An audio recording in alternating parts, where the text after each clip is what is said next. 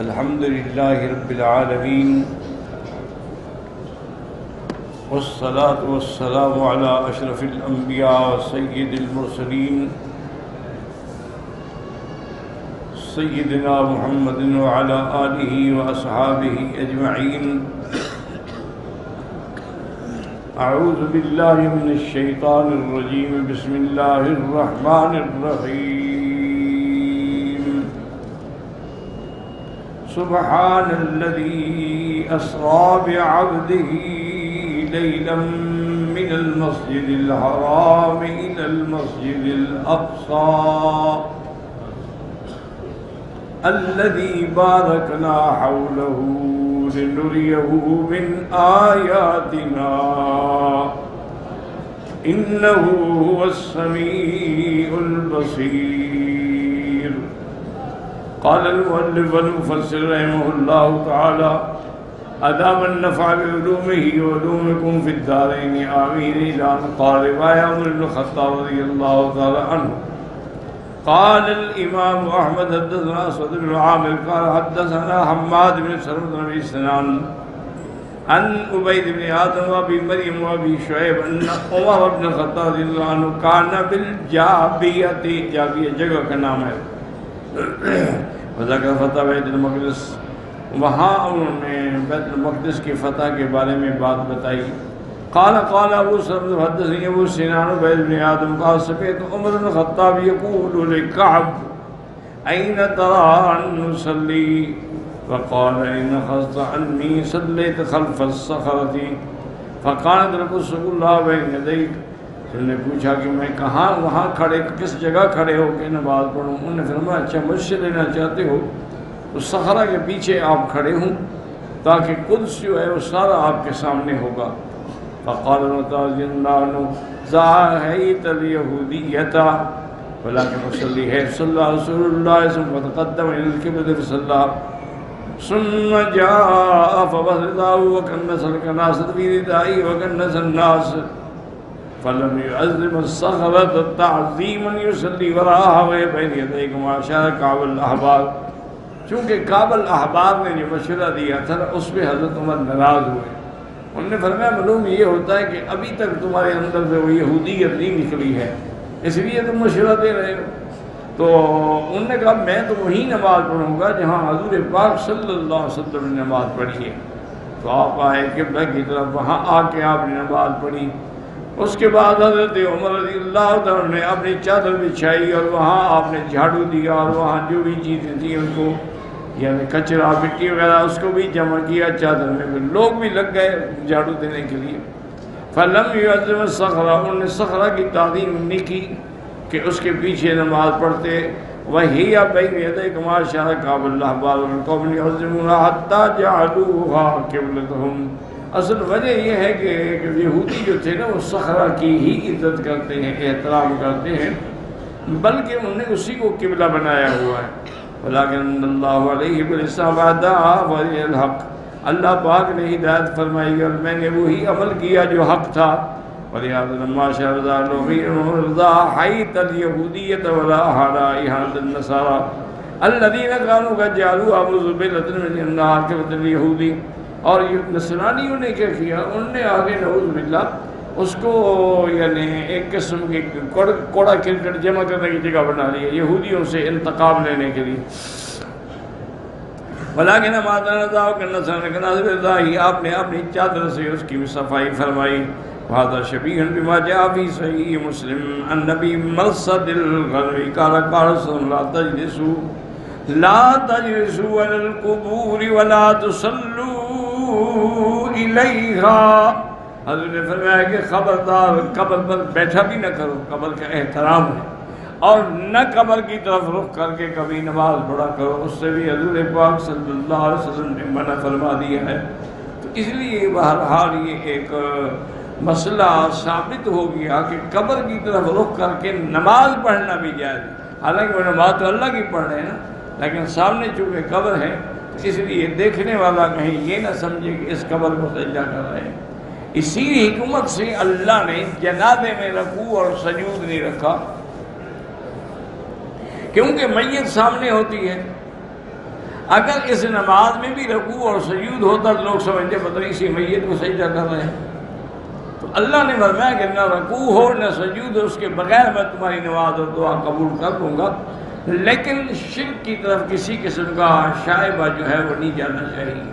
اس لیے ہمیشہ ہر وہ بات جس میں شرک کی طرف اشارہ ملتا ہو اس بات کی طرف جانا بھی حرام ہے اور منع ہے.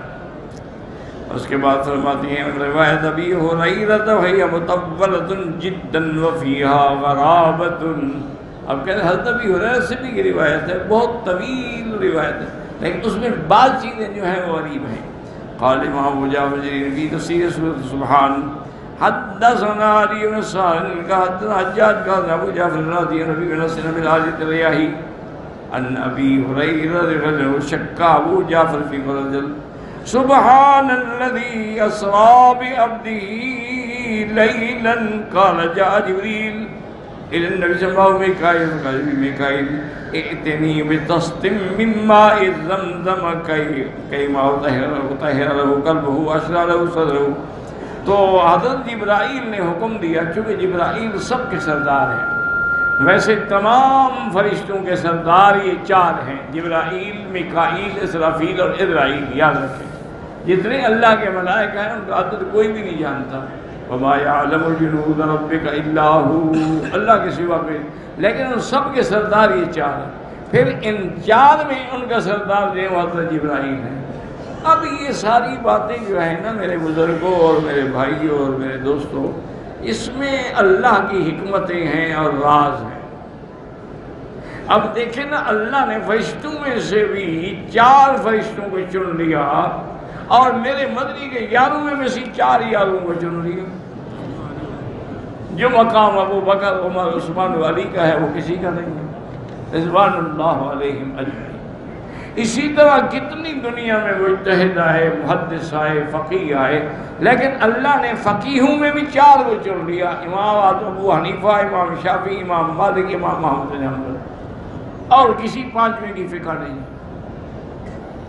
تو یہ اللہ کا ایک نظام ہے، اس کی حکمتیں ہیں کہ اس نے جو بھی عدد اختیار فرمایا ہے تو اس میں لازم کوئی نہ کوئی حکمت ضرور ہے.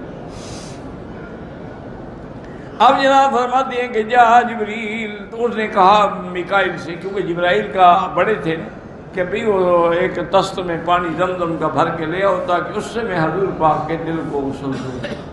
تو زمزم کے پانی سے میرے مدنی کے دل کو دھویا گیا. اسی سے علماء نے استدلال کیا ہے کہ زمزم کا پانی جنت کے پانی سے بھی افضل ہے اور حوض کوثر سے بھی افضل ہے. کیونکہ اگر جنت کا پانی افضل ہوتا تو جبریل لاتے ہوئے تھک جاتے، یہ ہوائی جہاز والے اس کو پانی نہ لانے دیتے. تو اس لیے صاف ظاہر ہے. اچھا ایک اتفاق میں آپ کو بتاؤں، یہاں ایک سعودی ڈاکٹر ہیں جو ہارٹ سرجن ہیں، بہت بڑے سرجن ہیں دل کے مسئلے میں.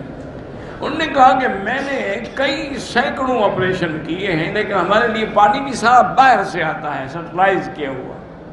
لیکن ایک دن میرے دل میں خیال آیا، میں نے کہا کہ اگر حضور پاک کا دل زمزم سے دھویا جا سکتا ہے تو میں اپنے مریضوں کا دل جو ہے زمزم سے کیوں نہ دھوؤں، میں اس انگریزوں کی طرف سے بھیجے ہوئے پانی سے کیوں دھوؤں.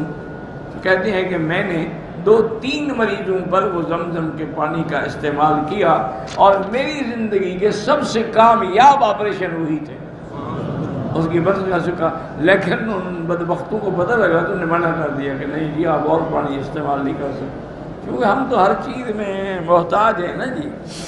ہم تو بس دعا کریں اللہ عالم اسلام کو عزت دے، عالم اسلام کو قوت دے، طاقت دے. ورنہ ہمارا حال جو ہے نا وہ بڑا خراب ہے کہ ہم نے آج تک کوئی چیز بنانے کی کوشش ہی نہیں کی ہے.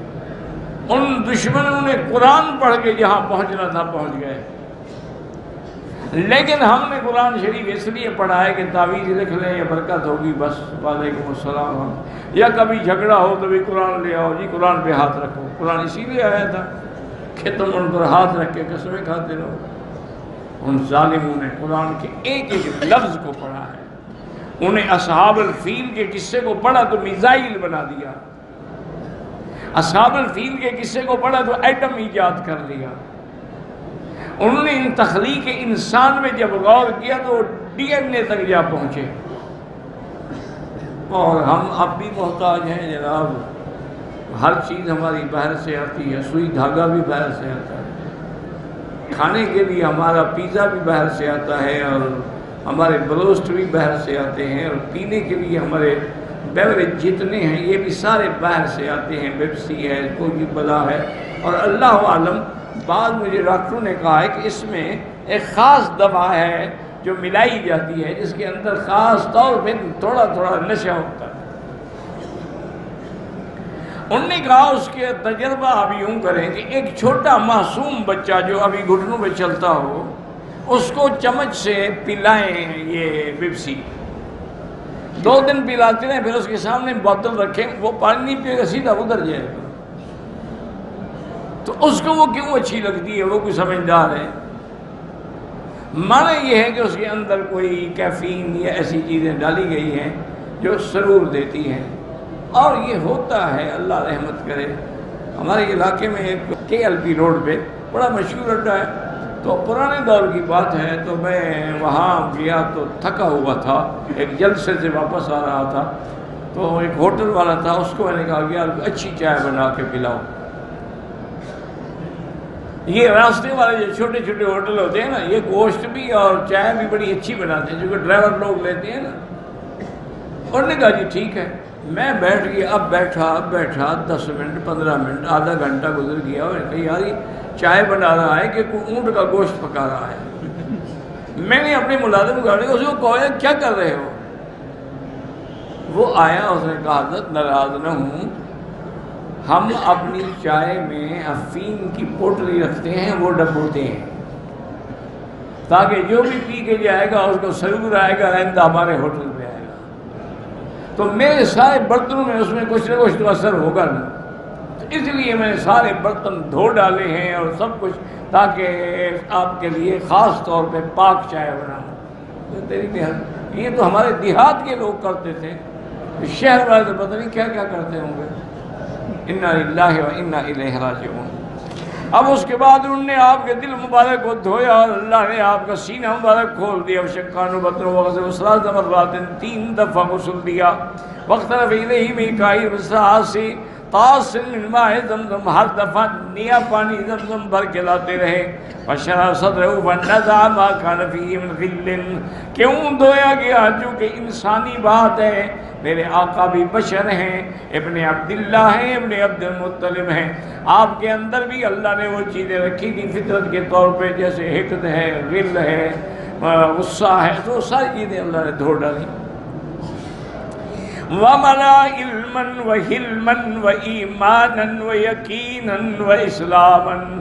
اس کے بجائے اللہ پاک نے آپ کے دل کو علم سے اور حلم سے اور یقین سے بھر دیا. وَخَتَمَ بَيْنَ كَتَفَيْهِ بِخَاتَمِ النُّبُوَّةِ، اور آپ کے دونوں کندھوں کے درمیان میں مہر نبوت کی علامت لگائی گئی. ثُمَّ أَتَاهُ بِفَرْسٍ فَحَمَلَهُ عَلَيْهِ. یہاں فرض کا ذکر ہے، حالانکہ اصل روایات صحیح وہی ہیں براق والی. فَحَمَلَهُ عَلَيْهِ كُلُّ خَطْوَةٍ مِّنْهُ مُنْتَهَىٰ بَصَرِهِ أَوْ أَقْصَىٰ بَصَرِهِ. جس کی جہاں نظر پڑتی تھی وہاں اس کے قدم پڑتے تھے. قَالَ وَصَارَ مَعَهُ جِبْرِيلُ عَلَيْهِمُ السَّلَامُ. اب حضور چلے تو آپ کی خدمت کے لیے حضرت جبریل بھی آپ کے ساتھ چلے. اسی لیے علامہ اقبال نے بڑی اچھی بات کی ہے. اللہ نے اس پر رحمت کی تھی کہ آخری زندگی اس کی جو ہے نا وہ بڑی اچھی ہو گئی تھی. اس کے بعد پھر اس نے توحید میں بڑا کام کیا. تو اس نے بڑی عجیب ہونے کا سبق ملا ہے یہ معراج مصطفیٰ سے مجھے کہ عالم بشریت کی زد میں ہے گردوں. انہوں نے کہا مجھے معراج سے یہ سبق ملا کہ مقام بشر اتنا اونچا ہے کہ نور تو پیچھے خادم بن کے بھاگ رہا ہے. اللہ نے آپ کو اتنا اونچا مقام دیا اور ہم آپ کے مقام کو گرا کے نور ثابت کرنا چاہتے ہیں. انا للہ و انا الیہ راجعون. ولا نقول الا لا حول ولا قوت الا باللہ العلی العظیم. سرکار بشر ہیں، سید البشر ہیں، خیر البشر ہیں. لیکن جنس ایک ہونے کی وجہ سے شان میں کمی نہیں ہوتی. ایک وہ پتھر ہے جو انگوٹھی میں لگتا ہے، ایک وہ پتھر ہے جو لیٹرین میں لگا ہوا ہے، وہ بھی تو پتھر ہے، لیکن دونوں برابر تو نہیں ہو سکتے نا. اس لیے اس کے بعد فرماتے وسا ماؤ وتا علی قوم یذرؤون فی یوم ویحصدون فی یوم کلما حسدوا عاد کما کان. آپ وہاں پہنچے، ایک جگہ پہ دیکھا آپ نے کہ کچھ لوگ ہیں جو زمین میں کاشت کرتے ہیں، ایک دن میں وہ تیار ہو جاتا ہے فصل، وہ کاٹ لیتے ہیں، پھر کاشت کرتے ہیں، پھر تیار ہو جاتا ہے. فقال النبی صلی اللہ علیہ وسلم یا جبریل ما، یہ کیا ہے ایک دن میں فصل پک جاتا ہے؟ پھر حضرت جبریل نے عرض کیا ہؤلاء المجاہدون فی سبیل اللہ تضاعف لهم الحسنۃ ب700 ضعف. انہوں نے کہا حضرت یہ مجاہد ہیں جنہوں نے اللہ کے راستے میں جہاد کیا تھا، اللہ ان کو ہر نیکی کا 700 گنا دے رہے ہیں.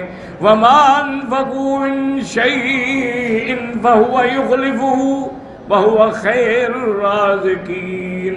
اور جو اللہ کے راستے میں خرچ کیا اللہ اس کا بدلہ دیتے ہیں. ثم تعالی قوم ترزق رؤوسهم بالصخر كلما رزقت عادت كما كانت ولا يفتر عنهم من ذلك شيء. اب جناب آپ نے فرمایا کہ میں نے آگے جا کے دیکھا کہ ایک قوم ہے، ان کے سروں کو پتھروں سے کچل دیا جاتا ہے. جب وہ پتھر سے کچلے جاتے ہیں پھر ٹھیک ہو جاتے ہیں، پھر کچلا جاتا ہے. میں نے پوچھا ما هؤلاء یا جبریل، یہ کون لوگ ہیں؟ قال هؤلاء تتساقط رؤوسهم عن الصلاة المكتوبة. یہ وہ لوگ ہیں جو سوتے رہتے تھے اور فرض نماز میں سستی کرتے تھے، آج ان کے سر پتھروں سے کچلے جا رہے ہیں. ثم على قوم على اقبالهم رقاع ولا ادبارهم رقاع يسرحون كما تسرح الإبل والنعم وَيَعْقُلُونَ ذَرِيَّ الزُّخُمْ وَجَهَنَّمْ وَحِجَارَتَهَا. کہتی ہیں پھر میری اس قوم پہ گزر ہوا کہ ان کے آگے بھی یعنی اگلے حصے پر بھی انہوں نے ایسے چمڑے کا ٹکڑا اور پیچھے بھی ایسے ٹکڑا ڈالا ہوا تھا، باقی بدن پہ کوئی کپڑا نہیں تھا، اور وہ ایسے چل رہے تھے، کھا رہے تھے جیسے جانور کھاتے ہیں. اور وہ زری بھی کھا رہے تھے، زقوم بھی کھا رہے تھے، اور جہنم کے پتھر بھی کھا رہے تھے. قال وما هؤلاء، یہ کون ہے؟ فرمایا هؤلاء يؤدون الصدقات أموالهم آتاهم الله تعالى شيئا وما الله بظلام للعبيد. میں نے پوچھا یہ کون لوگ ہیں جن کو یہ سزا مل رہی ہے؟ انہوں نے کہا حضور یہ وہ لوگ ہیں جن زکوٰۃ نہیں دیتے تھے، اپنے اموال کے پیسے کے باوجود زکوٰۃ داری، اللہ نے ان پہ کوئی ظلم، انہوں نے خود اپنے اوپر ظلم کیا. ثم تعالى بين أيديهم لحم نضيج في كدر ولحم ني في كدر خبيث. فرماتے ہیں کہ پھر ایک ایسی قوم پہ گزرے، ان کے سامنے گوشت پکا ہوا حلال طیب ایک دیگچی میں، اور ایک میں پرانا گوشت گندا خبیث بدبودار. وجعلوا يأكلون لحم الني الخبيث يدعون النضيج الطيب. لیکن وہ بدبخت جو ہیں اسی گندے بدبودار گوشت کو کھا رہے ہیں، اور جو پاک صاف گوشت ہے اس کو چھوڑے ہوئے ہیں. تو فرماتے ہیں کہ میں نے اس کے بعد پوچھا ما هؤلاء یا جبریل، یہ کون ہے؟ قال هذا الرجل من امتك تكون عنده المرأة الحلال الطيبة فيأتي امرأة خبيثة فيبيت عندها حتى يصبح. تو حضرت جبریل نے فرمایا کہ یا رسول اللہ یہ وہ لوگ ہیں کہ جن کے گھر میں بیوی ہے، اور بیوی حلال نکاح کے ساتھ ہے، خوبصورت بھی ہے، فرما بردار بھی ہے، لیکن یہ بدبخت اس کو چھوڑ کے زنا کرنے کے لیے زانیہ عورتوں کے گھروں میں راتیں گزارتے ہیں. آج ان کو یہ سزا دی جا رہی ہے. بَالْمَرَأَةُ تَكُونُ عِندَ زَوْجِهَا حَلَالًا طَيِّبًا خَبِيثًا طَوِيلًا. اسی طرح اس عورت کو بھی سزا دی جا رہی ہے جو اپنے خامد کو چھوڑ کے زنا کے لیے کسی دوسرے مرد کے پاس جاتی ہے. قال ثم أتى على خشبة على الطريق لا يمر بها ثوب إلا شقته ولا شيئا إلا خرقته. فرماتے ہیں پھر ہمارے راستے میں ایک ایسی لکڑی تھی، راستے میں پڑی تھی کہ کوئی بندہ گزرتا تھا تو اس کے کپڑے کو پھاڑ ڈالتی تھی، اور کوئی گزرتا تھا اس کے کپڑوں کو چمٹ جاتی تھی. کہا هذا یا جبریل یہ کون ہے؟ قال هذا مثل أقوام يقعدون على الطريق ويقطعونها، یہ ان لوگوں کی مثال ہے جو راستے میں بیٹھ کے لوگوں کی جیبیں کاٹتے تھے اور ڈاکے مارتے تھے۔ اس کے بعد فرماتے ثم تلا ولا تقعدوا بكل صراط توعدون وتصدون ثم أتى على رجل قد جمع حزمة عظيمة لا يستطيع حملها وهو يزيد عليها، فرماتی ہیں پھر میں آیا دیکھا کہ ایک بندہ ہے، اس نے لکڑیاں کٹھی کرنی، گٹھڑی بنائی، اب اٹھا بھی نہیں سکتا لیکن اور کٹھی کر رہا ہے۔ تو میں نے حضرت جبریل سے پوچھا یہ کون ہے؟ انہیں يكون عليه امانات الناس لادائها وهو يريد ان يعمل عليها، یہ تیری امت کا وہ آدمی ہے جس کے پاس لوگوں کی امانتیں تھیں اور اس نے ادا نہیں کی، اسی لیے آج ان پر بوجھ ڈالا جا رہا ہے۔ ثم تعالی قوم اتخذوا ألسنتهم وشفاهم بمقارير من حديد كلما قضت آذر كما كان لا يفتر من ذلك شيء۔ آگے ہم گئے تو دیکھا کہ ایک قوم ہے، ان کی زبانوں کو اور ہونٹوں کو مکراج سے کاٹا جا رہا ہے، جب کاٹ دیتے ہیں وہ ٹھیک ہو جاتے پھر کاٹتے ہیں۔ تو میں نے پوچھا جبرائیل یہ کون قوم ہے، ایسا کیوں ہو رہا ہے؟ اور ہؤلاء خطباء الفتنۃ، یہ تیری امت کے وہ خطیب لوگ ہیں جو دنیا میں فتنے پھیلاتے تھے، غلط عقیدے پھیلاتے تھے، لوگوں کو گمراہ کرتے تھے، آج ان کو وہی سزا دی جا رہی ہے۔ ثم تعالی حج سرین یخرج منہ صور عظیم فجعل سرین یخرج منہ جلال سدیم فقال ما هذا يا جبريل فقال هذا يتكلم بالكلمة العظيمة ثم يندم عليها فلا يستطيع ان يردها۔ اب آپ آگے آئے دیکھا کہ ایک پتھر سے ایک بڑا بیل نکل آتا ہے، پھر وہ دوبارہ جانا چاہتا ہے تو نہیں جا سکتا۔ میں نے پوچھا یہ کون ہے؟ انہوں نے کہا یہ وہ لوگ ہیں جو زبان سے بڑے بڑے کلمے نکالتے تھے لیکن اس کے بعد پھر ان کو لوٹا نہیں سکتے تھے۔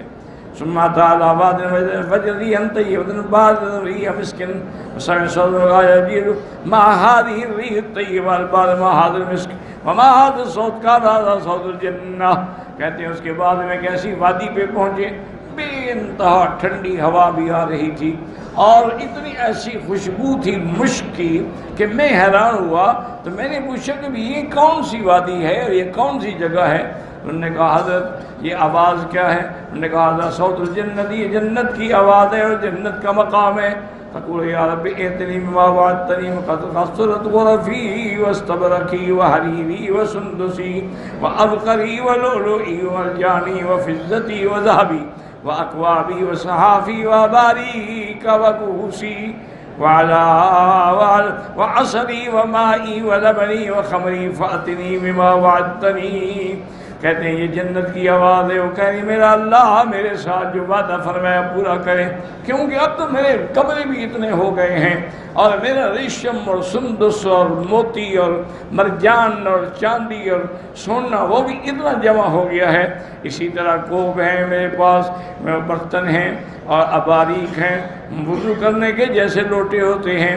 وعلیہ کہتے ہیں وَأَصْلِي، میرے پاس شہد کی نہریں ہیں اور پانی کی بھی اور دودھ کی بھی اور شراب کی بھی۔ یا اللہ مہربانی کر کے جو وعدہ کیا میرے پاس بھیجے تاکہ جنت بھر جائے۔ فقال لك كل مسلم ومسلمة ومؤمن ومؤمنة ومن آمن بي ورسلي وعمل صالحا ولم يشرك بي شيئا ولم يتخذ من دوني اندادا ومن خشيني وآمن وانصارني آتيت من أقرضني جزيت من وقال لي كفيته إني أنا الله لا إله إلا أنا لا أخلف الميعاد وقد أفلح المؤمنون وتبارك الله أحسن الخالقين قالت قد رضيت۔